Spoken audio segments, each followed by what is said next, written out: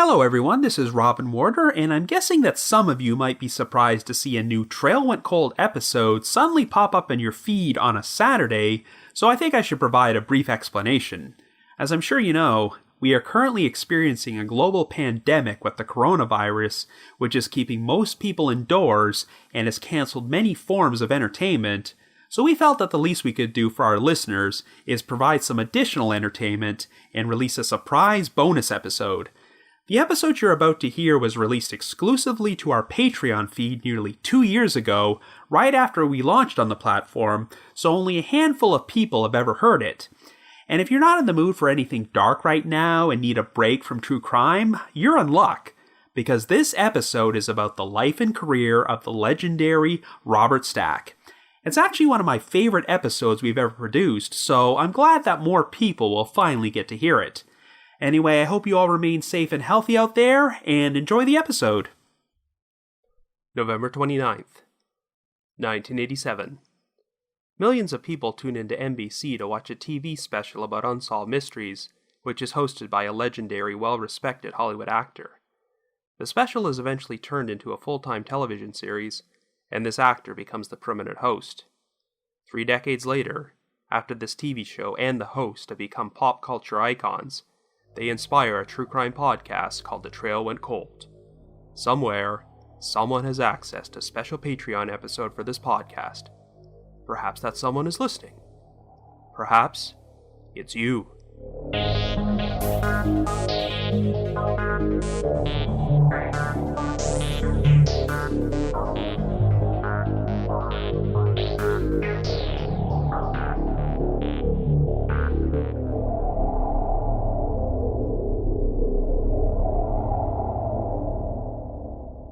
Hello everyone, this is Robin Warder, and welcome to The Trail Went Cold's first official bonus episode on Patreon. We thank you so much for supporting our podcast, and in order for these special bonus episodes to stand out from our usual weekly content, I thought it would be a good time to experiment a little bit and present something a little different from the norm. Instead of covering an unsolved mystery in this particular episode, I'm going to talk about the voice behind unsolved mysteries, Robert Stack. We've talked about him quite a bit in our Trail Went Cold Facebook discussion group, and some of our listeners expressed an interest in hearing a podcast episode about Mr. Stack's life, so here we are. This isn't going to be a definitive biography, but rather an informal discussion about some of the most interesting aspects of his life, and I'll hopefully share some neat tidbits about him that you didn't know before. Now, they often say you should never become too enamored with celebrities, because you'll inevitably become disappointed when you discover that they're not as good a person as their public image would suggest. But Robert Stack is one of those rare celebrities who seem to be almost unanimously regarded by everyone who knew him as an all-around great human being. So if you're looking for dirt or scandalous stories, this probably isn't going to be the podcast episode for you. I think it goes without saying that Mr. Stack was a major influence on me and the Trail Went Cold in general. I have my doubts that Unsolved Mysteries would have become as popular as it was if he hadn't been hired to be the host, because he just enhanced the show so much with his awesome voice and presence. I first started watching Unsolved Mysteries in late 1988 when the show was just starting out, and I was around 10 years old. I would definitely say that the stern-looking, square-jawed, spooky-sounding guy in the trench coat played a large role in drawing me in. Of course, at that point, I had no idea who Robert Stack was, and was completely unaware that he'd had a distinguished career in Hollywood for nearly 50 years. He was nearing the age of 70 when he signed on to become the full-time host, and I'm guessing he never would have predicted that the show would become the thing he was most known for and define his legacy. To give you an idea what an impression he made, even though I forget my own phone number half the time, I can still recite the phone number for the Unsolved Mysteries Telecenter by heart. If you have any information about this story, please call our toll-free number 1-800-876-5353. Anyway, before we talk about Unsolved Mysteries, let's go back to the beginning of his life and examine his career as a whole. And incidentally, since Robert Stack's friends always called him Bob, I'm going to be very informal and refer to him as Bob from now on.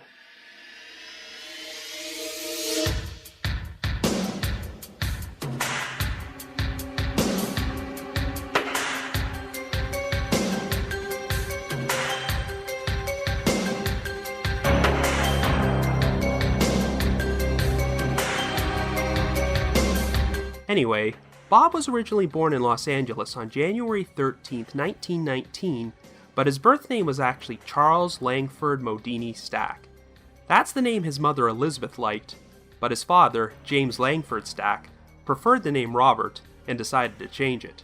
Incidentally, the Modini part of his name came from his maternal grandfather, who was an opera singer named Charles Wood, but since he often performed in Italy, he decided to change his professional name to an Italian one, Carlo Modini, in order to further his career over there. Pretty much the entire maternal side of Bob's family were opera singers, including his mother, uncle, and both of his grandparents. And here's an interesting piece of trivia about Bob's father. You may have heard the slogan for Schlitz beer, the beer that made Milwaukee famous. Well, James Langford Stack was an advertising executive, and he came up with that slogan. Bob had quite an unusual upbringing, especially for the 1920s, as his parents divorced when he was only a year old, and his mother decided to move to Paris to study opera and raise her son. For this reason, Bob actually started out learning how to speak French and Italian, and did not learn to speak English until he moved back to America at age 7. Bob's parents eventually reconciled and got remarried, but his father died when he was 10, so Bob and his older brother, James Jr., would once again be raised by a single mother. Elizabeth wanted her son to have male role models in his life, so she encouraged Bob to get into sports, and he managed to achieve some level of fame during his teen years before he broke into acting. Bob and his brother James got into powerboat racing, and they managed to win the International Outboard Motor Championships in Venice, Italy, and remained champions in America for 3 years. However, Bob's biggest skill was in skeet shooting, as he turned out to be an incredibly gifted marksman. At age 16, he became a member of the All-American Skeet Team, and eventually won the National Skeet Shooting Championship. He went on to set 2 world records, and would be elected to the National Skeet Shooting Hall of Fame. In fact, if you search Robert Stack's name on YouTube, one of the very first clips you'll find is titled, Robert Stack, Skeet Shooter Extraordinaire. It's a great piece of footage from the 1984 Summer Olympics in Los Angeles, where Bob shows the famous tennis player, Arthur Ashe, how to skeet shoot. Since Bob's maternal family was involved in show business, he frequently hung out with big Hollywood stars during his youth who would often visit his home. Actors like Clark Gable and Spencer Tracy would take him hunting and fishing or play polo with him, and act as surrogate father figures since Bob's father had passed away. Bob remembered developing the biggest crush on Hollywood starlet Carole Lombard when she was a house guest at his home when he was a teenager. Once he reached adulthood, he decided to study drama at the University of Southern California and started some singing lessons which were not going well. Bob always joked that even though his mother's side of the family were all opera singers, he had the misfortune to inherit his father's singing voice. Bob's music tutor made an arrangement to take him on a tour of the Universal Studios lot and visit the set of a movie starring one of Hollywood's biggest musical stars at that time, Deanna Durbin. Bob's tutor wanted him to study Deanna sing in order to better himself, but the whole experience turned out to be an unexpected big break for him. While hanging around the set, Bob, being a pretty good-looking guy in his youth, caught the attention of producer Joe Pasternak, who thought he would be the perfect candidate to play the male lead in an upcoming Deanna Durbin film and asked him to audition. Bob did so, and at the age of 20, he secured his first role in a 1939 musical comedy called First Love. Now, Bob always joked that he hated telling this story because it gave off the false impression that it was very easy to break into the movie business. I mean, he pretty much lived the ultimate fantasy scenario of being discovered by a major Hollywood producer who instantly gave him the second biggest role in a movie alongside one of Hollywood's most popular stars. Needless to say, it usually does not happen that way. Anyway, First Love was essentially a modernized retelling of Cinderella with Deanna Durbin as Cinderella and Robert Stack in the Prince Charming role.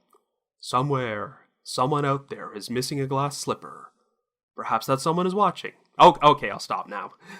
The role wound up garnering a ton of publicity because he gave Deanna Durbin, who was transitioning from teenage to adult roles, her very first on-screen kiss, which was a pretty big deal at that time. This helped jumpstart Bob's career, and he wound up getting his next role in a drama called The Mortal Storm, which was quite a contrast to the lightweight First Love. I've actually seen this film, and believe it or not, you get to see Robert Stack play a member of the Hitler Youth. The film's story takes place in Germany in 1933, right after the Nazis have come into power. Jimmy Stewart plays the anti-Nazi protagonist, while Bob plays a supporting role as a young man who is seduced by the Nazi party and joins up with them. It was produced by MGM, and since the US had yet to enter World War II at that time, it was one of the first Hollywood films to tackle the issue of Nazism. In fact, Hitler became so angry about the movie's anti-Nazi message that he no longer allowed MGM films to be released in Germany. Regardless, Bob drew acclaim for his dramatic performance, and his career continued to take off. 2 years later, he starred in another World War II film, this one a comedy titled To Be or Not to Be, about a troupe of actors in Nazi-occupied Poland who use their skills to help the Polish resistance. The film is listed at number 49 on the American Film Institute's top 100 funniest movies of all time, and apparently, Hitler didn't like this one too much either. Now, I don't know how much truth there is to this, but it's rumored that Bob and some of the other people who were involved in such anti-Nazi films as The Mortal Storm and To Be or Not to Be wound up being placed by Der Fuhrer on a Nazi hit list. So yes, it seems that the only person in the world who did not like Robert Stack was literally Hitler. Anyway, Bob considered To Be or Not to Be one of his favorite roles because he got to act alongside his biggest childhood crush. In the film, Bob played a Polish airman who got involved in a love triangle with two actors played by Jack Benny and Carole Lombard. When Bob was just a teenager, Carole Lombard visited his home, and he thought she was pretty much the most beautiful woman he had ever seen, so he was thrilled to finally get the chance to star in a movie with her. However, the experience was bittersweet, because 1 month before the film was released, Carole was killed in a plane crash while returning home from a war bond rally. It was a pretty devastating experience for Bob, not only because he adored Carole, but because she was married at the time to his mentor, Clark Gable. I mentioned earlier that because Bob's father passed away at a young age, a number of Hollywood stars acted as surrogate father figures to him during his youth, but Clark Gable was the most influential, and took Bob under his wing when he started out in Hollywood, and taught him a lot about professionalism. When he learned Bob was becoming an actor, Clark sat him down and said, quote, "If you ever become a thing called a celebrity, a word I hate, use that power to help people. If you ever become a celebrity and use that power to push people around, I'm going to kick you right in the ass." End quote. And you can tell those words really stuck with him. By Bob's own admission, he did not have a rags to riches story. Even though he went through the tragedy of losing his father at a young age, he came from a well-to-do family, and since he was literally handed a leading role by a Hollywood producer, he never had to pay his dues or struggle to break into acting.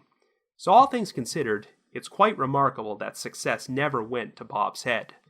Anyway, throughout his career, Bob would amass a resume of nearly 100 film and television credits, and I'm not going to talk about all of them, but I want to make a brief mention of one of the most obscure titles you'll find on his IMDb page. During World War II, it wasn't uncommon for big-name Hollywood stars to appear in short propaganda films about supporting the war effort, and in 1943, Bob appeared in a 10-minute short called Keeping Fit. He plays an aircraft factory worker who passes out on the job because the only thing he had for breakfast was coffee and a donut. Bob proceeds to get lectured by a doctor over his poor nutrition and fitness habits because dagnammit, if you don't keep fit, you can't manufacture airplanes for our boys overseas. Oh, and Bob also plays a large chunk of his role shirtless, and you can see why he was considered a major heartthrob back then. What did you have for dinner last night? A sandwich and a cup of coffee. And you got to bed about 2. I think it was closer to 3:30, sir. So you overslept this morning, grabbed a donut and a cup of coffee, ate it on the run, and made it through the gate just ahead of the whistle. Afraid that's just about it, sir. Stack, you're laying down on the job. What do you mean? Last month I turned out more work than anybody else in the line. But this morning you fell behind. And you'll keep doing less and less if you don't take care of yourself. You've got to keep fit. You work hard, Stack, and part of your job is keeping fit. Each individual can contribute to his own health protection and improvement by adopting a few simple ways of healthful living. Each of us must accept this responsibility and stick to it with a firm purpose. The best time to cure an illness is before it happens, by eating the right foods, doing the right things for recreation. With doctors going into the service every day, the rest of us are going to have all we can do to handle the really serious cases. And when new workers become ill, you not only hold up production, but you require medicines and doctors' services that are more urgently needed by the armed forces. Well, what am I supposed to do to keep fit? I think the general manager will answer that question for you at the noon meeting. A number of other Hollywood stars pop up in this short, including Broderick Crawford and Lon Chaney Jr., and given the time period, the film also takes a few minutes to lecture housewives about attending quote-unquote government cooking schools because it's their responsibility to feed their husbands in order to ensure they keep fit. I shared Keeping Fit in my Facebook discussion group a while back, and you can watch the whole thing on YouTube if you're inclined. In case you're wondering, Bob did go overseas to serve as an aerial gunnery officer and gunnery instructor in the Navy during World War II and received a number of medals. And during this time period, Bob also became friends with a handsome young man named John F. Kennedy, and they even briefly shared an apartment in Hollywood. According to Bob, they technically weren't roommates. They would both just use the apartment from time to time when they had female companionship. In 1952, Bob became a part of film history when he starred in Buona Devil, the first ever feature-length color 3D movie produced by Hollywood. The film covered the building of Africa's first railroad during the early 20th century, which is constantly interrupted by a pair of man-eating lions. As a standalone movie, it was pretty forgettable, but it became a box office hit because of the 3D effects, which made it seem like lions were leaping out of the screen to attack the audience. When Bob attended the film's premiere, he said that people were legitimately terrified by the 3D effects, and some of them even fainted. But this created a lot of buzz for the film, and because of its box office success, a ton of 3D movies would be released during the 1950s. Of course, if you hate the overabundance of 3D films being released in theaters today, I guess you can blame Robert Stack. Anyway, let's flash forward to 1956 for what is probably Bob's most notable film role, because it actually garnered him an Academy Award nomination. The film in question was a melodrama called Written on the Wind, directed by Douglas Sirk, and starring Rock Hudson and Lauren Bacall. Stack plays a wealthy alcoholic playboy from a Texas oil family who is married to Bacall's character, but goes into a rage because he can't conceive a child with her because of a low sperm count and impotence issues. Douglas Sirk wanted the movie to reveal that Bob's character was gay and secretly in love with Rock Hudson's character, but because the motion picture production code prevented that sort of thing back in 1956, the film could only imply this. Of course, there's an awful lot of subtext here since Rock Hudson always had to conceal that he was secretly gay throughout his career. Bob and Rock worked on several films together and remained lifelong friends, and it's worth mentioning that when it was revealed that Rock was suffering from AIDS in 1985, Bob was one of the very first celebrities to publicly express his support for him. Following Rock's death, Bob stated, quote, "I think it is pretty unfortunate that some people will not accept Rock because of his honesty. He has always been a class act. By openly disclosing his condition, he has shown that he is also quite selfless." End quote. Anyway, Written on the Wind earned Bob an Oscar nomination for Best Supporting Actor, and he was considered to be the favorite to win, but the award ultimately went to Anthony Quinn for his performance in the movie Lust for Life. At the time, Bob was a contract player at 20th Century Fox and had been loaned to Universal International in order to appear in Written on the Wind. He believed that Fox purposely organized some block voting against him in the category because they didn't want one of their contract players winning an Oscar while starring in a film made by another studio. But a big-name actress may also have influenced the Academy.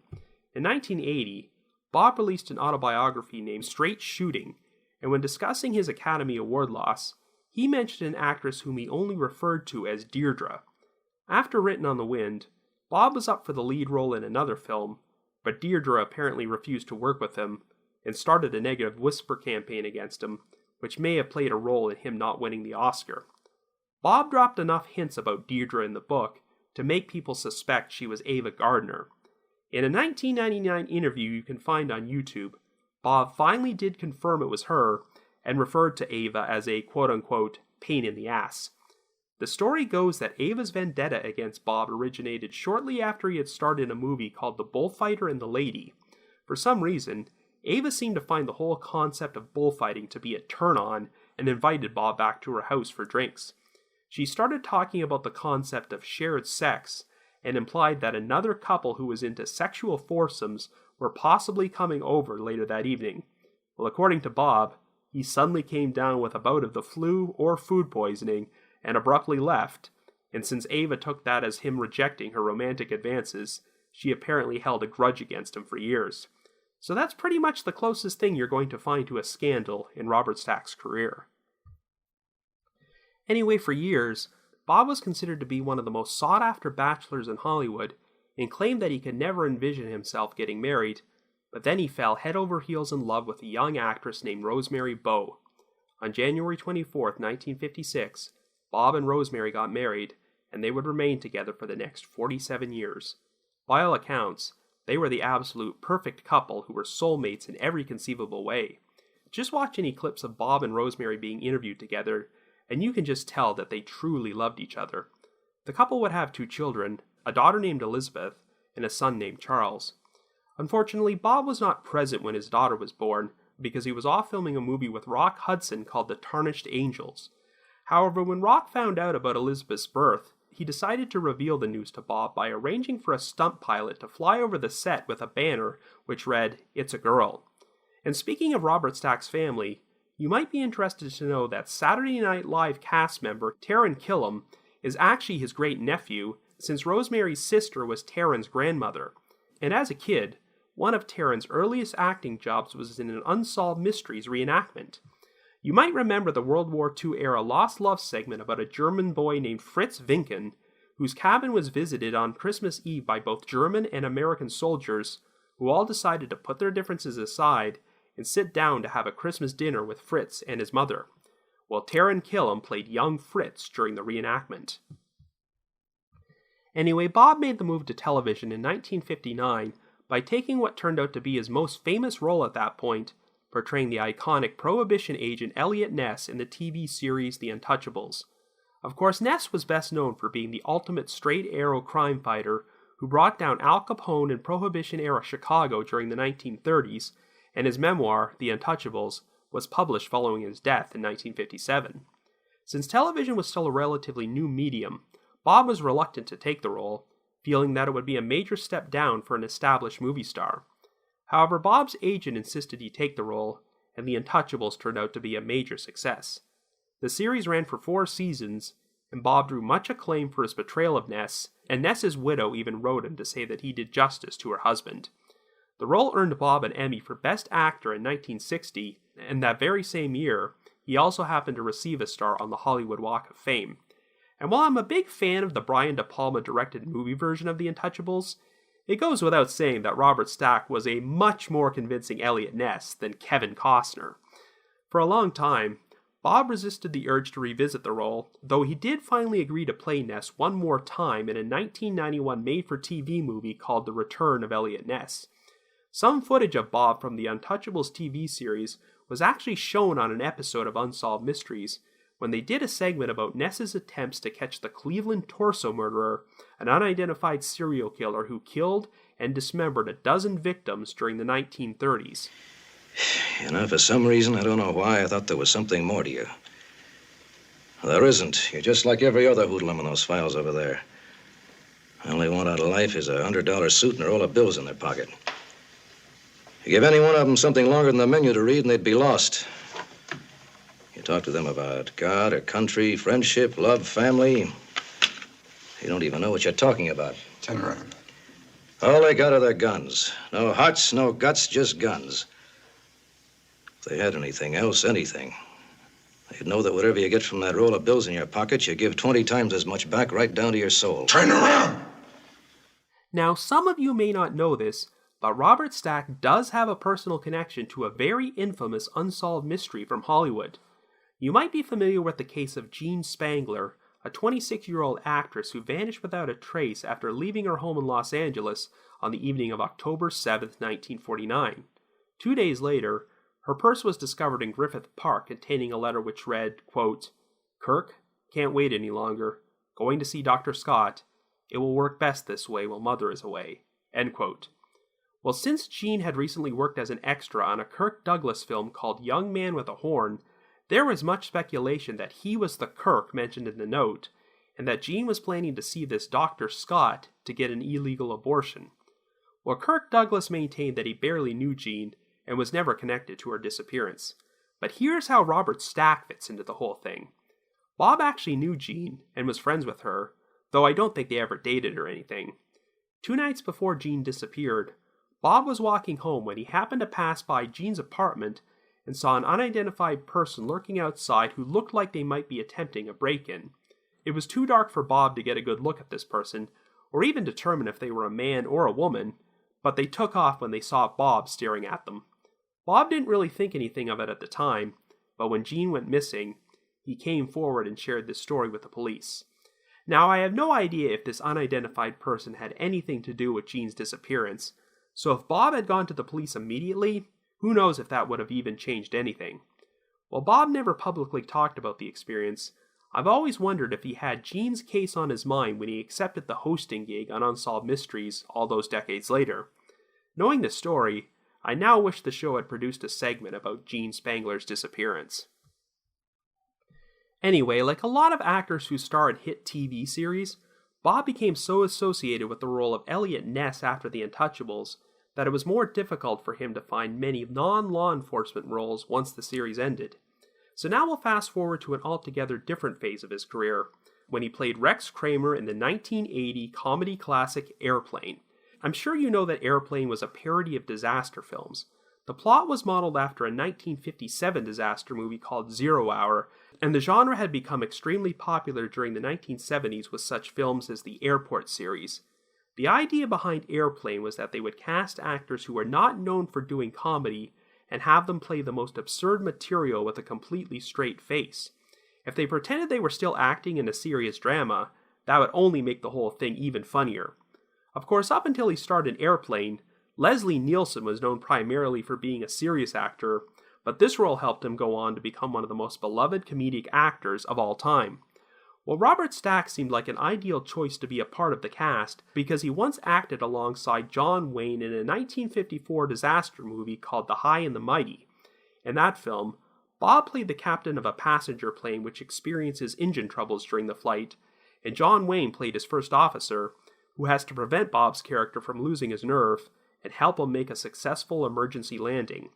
Well, in Airplane, the character of Rex Kramer is essentially the John Wayne role, as he has to guide the film's hero, Ted Stryker, into safely landing a doomed aircraft, so the filmmakers thought casting Robert Stack as Kramer would be a nice callback to The High and the Mighty. They also believed that it would be hilarious to see Bob, an actor who had never really done comedy before, play the ridiculous material as if it was a serious drama.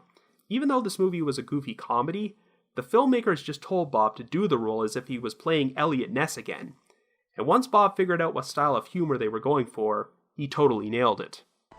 Loneliness, that's the bottom line. I was never happy as a child. Christmas, Ted, what does that mean to you? To me, it was a living hell. You know what it's like to fall in the mud and get kicked in the head by an iron boot? Of course you don't. No one does. That never happens. Sorry, Ted, that's a dumb question. Skip that. Now, if there's one thing that's clear about Robert Stack, is that the man had an amazing sense of humor about himself. Just listen to this clip. A young man, his whole life in front of him, disappears. A familiar story, yes, but this is no ordinary Joe. Joseph R. Cooper, perhaps the most loved sports figure in the country, vanished. According to Mrs. Elsie Melcher, a neighbor who asked not to be identified, Joe Cooper left his house 2 weeks ago. According to Angelique Bones, a nosy bitch who lives up the street, he took with him only a toothbrush, a wallet, a steamer trunk, and a plane ticket to Calcutta. Police theorize several possible scenarios of what happened with a man affectionately known to the world as Coop. Well, I don't know where the hell he is. For all I care, he could be hanging by his neck in his fucking closet. Scenario number 1. He's hanging by his neck in his fucking closet.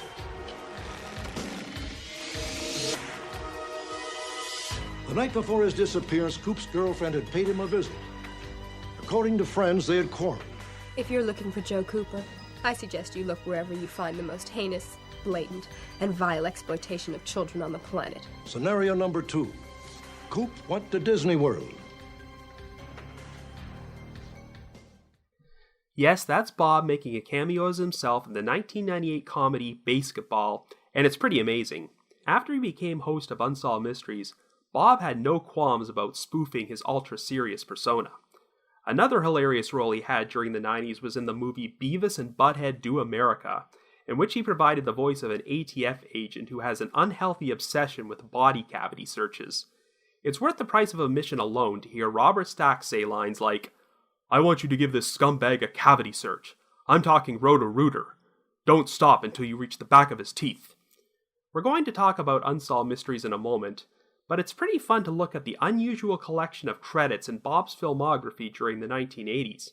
Perhaps because Airplane showed his gift for comedy, Bob was cast as the main antagonist in Caddyshack 2. He guest starred on a 1980 episode of The Love Boat, which also happened to feature guest appearances by Betty White and the Village People. So if you look hard enough on YouTube, you'll be able to find a clip of Robert Stack gleefully applauding a Village People performance on that episode. You'll also be happy to know that Bob even crossed paths with Angela Lansbury by guest starring on a 1986 episode of Murder, She Wrote, which just seems so right on so many levels.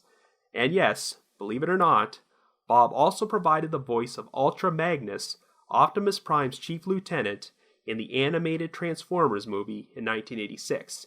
And all I can say to that is, tonight on Unsolved Mysteries, why do Michael Bay's Transformer movies keep making money? Make a break for cover. I'll try to unleash the power of the Matrix. Till all are one. Damn it, open! Prime, you said the Matrix would light our darkest hour. But Prime, I'm just a soldier. I'm not worthy. But here's the most interesting credit in Bob's filmography during this time period. A made-for-TV Perry Mason movie called Perry Mason, The Case of the Sinister Spirit, which aired on May 24th, 1987. Bob plays a character who is accused of murdering a horror writer by throwing him off a bell tower in a hotel which is alleged to be haunted, and he hires Perry Mason to defend him at trial. Now, there are just so many interesting Unsolved Mysteries tie-ins here. As you well know, Perry Mason is played by Raymond Burr, who was hired as the original host of Unsolved Mysteries when it started as a one-off TV special on January 20th, 1987. After that, they filmed 2 more specials hosted by Karl Malden, and interestingly enough, Malden's first special aired on May 25th, one day after Perry Mason, The Case of the Sinister Spirit aired. The 4th Unsolved Mystery special, the first episode hosted by Robert Stack, aired 6 months later on November 29th. And it's quite interesting that Case of the Sinister Spirit starts off with Robert Stack visiting a haunted hotel, considering that Unsolved Mysteries presented its fair share of segments about hotels which were alleged to be haunted. And here's a crazy piece of trivia. The big twist in the Case of the Sinister Spirit is that Bob's character was framed, and the real killer happened to be played by Dwight Schultz, who is best known for starring in the A-Team. The very first segment Robert Stack narrated on Unsolved Mysteries was the story of Dave Davis, who was wanted for the murder of his wife, Shannon Moore, and was eventually captured after viewers recognized him from the show. Well, in 1993, Cosgrove Muir Productions, the folks behind Unsolved Mysteries, decided to produce a made-for-TV movie about the case called Victim of Love, The Shannon Moore Story. And guess who played Dave Davis? Dwight Schultz. I guess you can call this a 6 Degrees of Robert Stack moment. So anyway, I'm not exactly sure how things fell into place, but Bob always said he was good friends with Raymond Burr and Karl Malden. I have to wonder if during the filming of the Perry Mason movie, Burr informed him about this new TV series about Unsolved Mysteries which was in development, and that's how Bob got the opportunity to be on the show. After hosting his first episode in November of 1987, Bob just seemed like such a perfect fit that they brought him back to host 3 more one-off specials over the course of the next 6 months. By October of 1988, NBC had finally picked Unsolved Mysteries up to become a weekly television series, and Bob was offered the job as full-time host. At the time, Bob figured the gig would only involve him hosting about 4 TV specials per year. But after returning home from a trip to Europe, Bob received a phone call from his agent who said, "Congratulations." Bob replied, "Oh, did I get the Chevy Chase movie?" And the response was, "No, congratulations on your new series, Unsolved Mysteries." While Raymond Burr and Karl Malden both did perfectly fine jobs hosting the first 3 episodes, they did not have the same spooky aura surrounding them that Robert Stack did, and if they had not let him host those 4 specials, Who knows if Unsolved Mysteries would have ever been picked up and turned into a full-time TV series. But that's what happened, and it would ultimately turn out to be the one thing Robert Stack would become most associated with. If you're not as old as I am, and you weren't around back when Unsolved Mysteries started to take off, you might not realize just how popular it was during its heyday. For its first 4 seasons, it was among the top 20 highest-rated primetime shows on television, and wound up earning 6 Primetime Emmy Award nominations for Outstanding Informational Series. Now, Bob did not approach the Unsolved Mysteries gig as just another chance to collect a paycheck, because by all accounts, he genuinely loved hosting the show, not only because it was successful, but because it actually helped people. Bob once stated, quote, "We're balancing 2 needs here. We're trying to produce theater, and we're trying to do a public service." End quote. You have to put this show into the context of its time period, because in the pre-internet world of the late 1980s, early 1990s, shows like Unsolved Mysteries and America's Most Wanted were pretty much the only outlet for solving cold cases which ordinarily did not get a lot of exposure. A good percentage of the wanted fugitives featured on Unsolved Mysteries were captured because viewers recognized them while watching the show and called in a tip. One of the most iconic phrases from my childhood was getting to hear Robert Stack say the word, "update."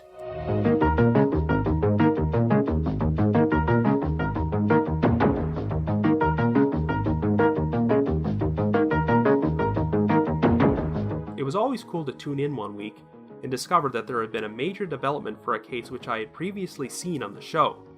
Now, one of the more divisive elements of Unsolved Mysteries are the lost love segments, where people would use the show as an outlet to track down long-lost family members or friends they hadn't seen in many years. I know some fans don't care for these segments that much because they're more sentimental and a far cry from the show's true crime content. But remember, these were the days when you couldn't just type in a long-lost relative's name into Google or Facebook, so getting their story on Unsolved Mysteries was the best chance to find them, and the show had a pretty good success rate at resolving their lost love cases. I am a sucker for all the updates they showed featuring emotional reunions, and whenever Robert Stack announced them, you could sense the genuine pride and joy he felt in helping make these reunions happen. Bob once admitted that the first time he and his wife sat down to watch a segment the show did about siblings who were separated after being placed on orphan trains during the Great Depression, they were both left in tears. There was at least one murder case on the show Bob had a personal investment in.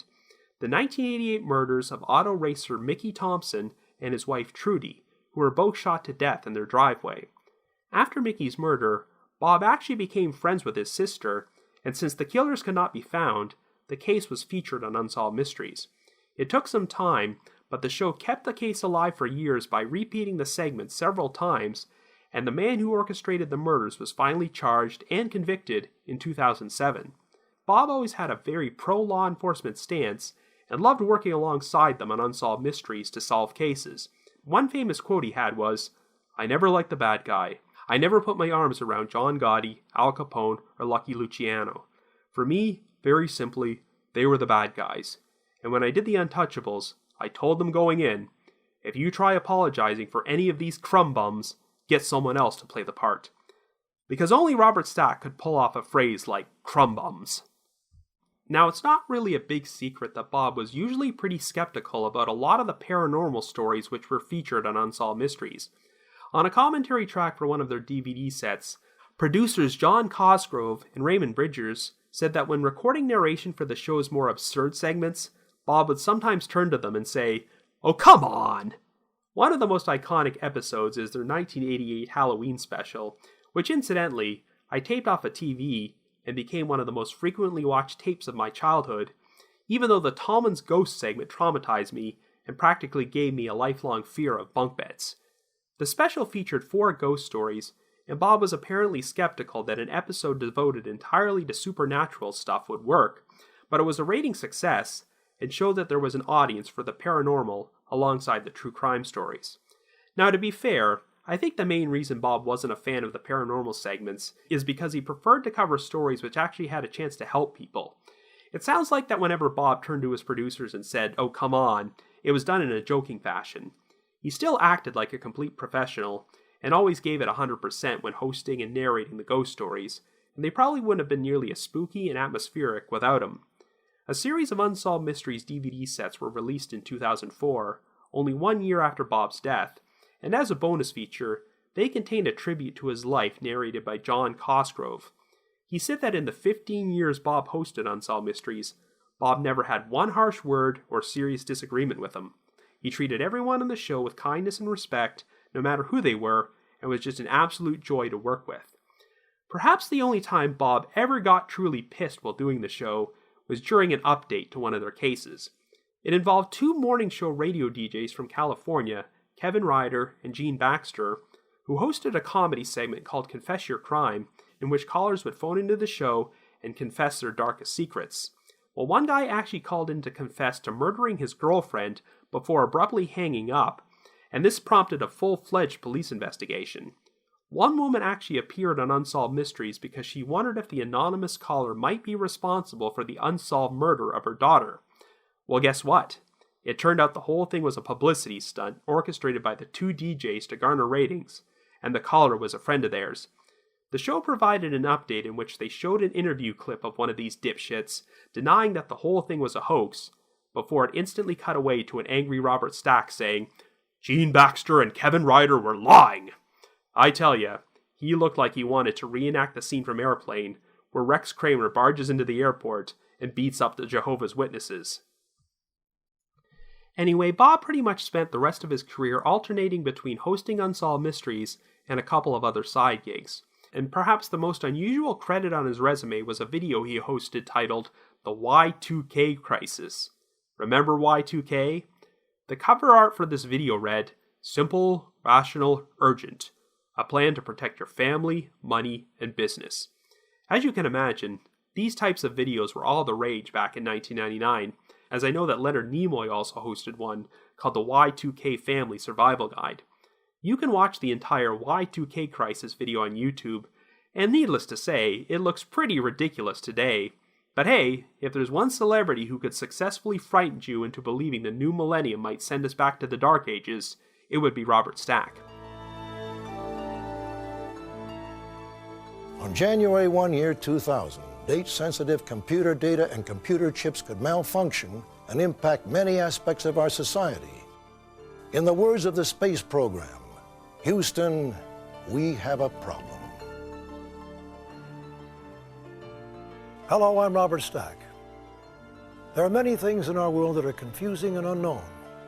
Often facts are hidden to intentionally keep the authorities and the public from finding the truth. In most of these cases, a crime has been committed, and the investigators must painstakingly unravel the available clues to determine what actually took place. The outcome is clear, but the cause is undetermined. In this report, I will address something that is just the opposite. I submit that a crime has not been purposely committed, but the situation could be just as serious, as you'll discover. So sadly, as he entered his 80s, Bob's health began to decline. When you watch the later episodes of Unsolved Mysteries, you can tell that his voice has gotten considerably weaker, but he stuck around until the show was finally canceled for good in September of 2002. If you search hard enough, you can find a transcript of a live online chat that the Lifetime channel held in May of that year, in which Bob answered questions from Unsolved Mysteries fans. It was kind of an AMA before there was Reddit. Here is my favorite exchange from this chat. A fan asks, "Do you think the chupacabras are real? I saw them on your show." And Bob replies, "LOL. That is the question of the day. First of all, I read the script and couldn't pronounce it. Then when I saw this strange apparition, flashlight red eyes, going around eating small chickens, doing weird things, I sort of washed my hands of that particular show." I gotta say, I find the idea of an 83-year-old Robert Stack typing LOL to be so adorable. Later that year, Bob was diagnosed with prostate cancer, but he underwent radiation therapy and was able to beat it successfully.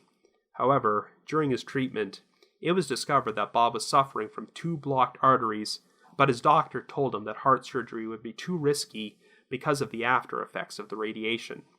On that tribute I was referring to from the Unsolved Mysteries DVD sets, John Cosgrove shared a story about visiting Bob and Rosemary for dinner shortly after he had received the news he was cancer-free. He showed some amazing photographs of Bob and Rosemary looking jubilant together, and you could tell they loved each other just as much as when they originally got married 47 years ago. But unfortunately, Bob would be gone only 2 weeks later. On May 14, 2003, Rosemary discovered him slumped over in their home.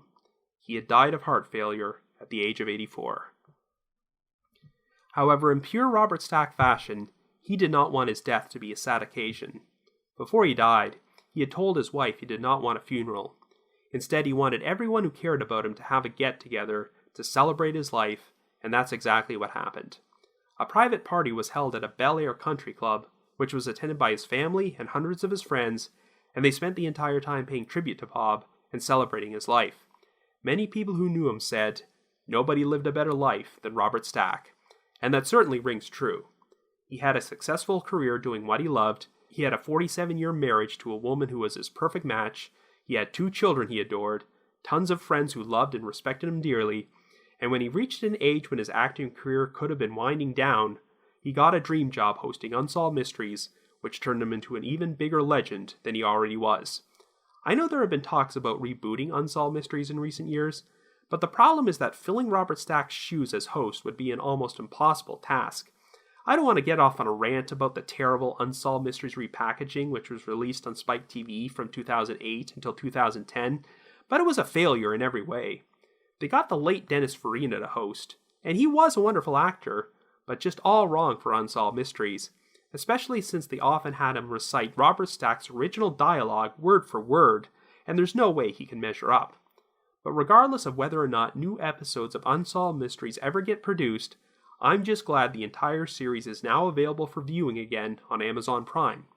It's been really neat to chat with Trail Went Cold listeners who didn't watch Unsolved Mysteries at the height of its popularity, but have finally discovered the show and bore witness to the greatness of the late, great Robert Stack. Anyway, that about brings this Patreon bonus episode to a close. I hope you enjoyed this tribute to Mr. Stack, and even though it was much different than your standard Trail Went Cold episode, I thought these bonus episodes would be a good opportunity to try something different, so be sure to leave me your feedback to let me know what you thought. So, join me next month for another Patreon bonus episode of The Trail Went Cold.